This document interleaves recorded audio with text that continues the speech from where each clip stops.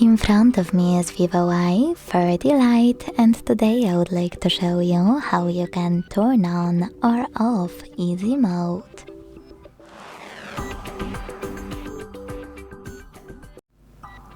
Begin by looking for an app called Simple View.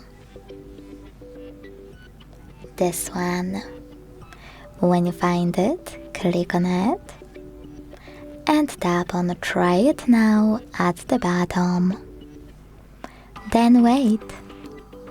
Following that, hit OK in the pop-up if you wish to set up Simple View as your default home screen. And as you can see, after a couple of seconds, Easy Mode is working properly on my device.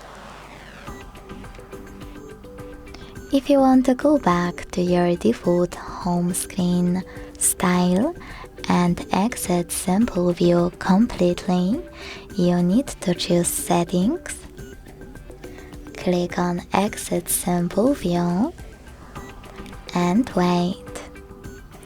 Thanks so much for watching. If you enjoyed this video, don't forget to leave a like, comment, and subscribe. Bye!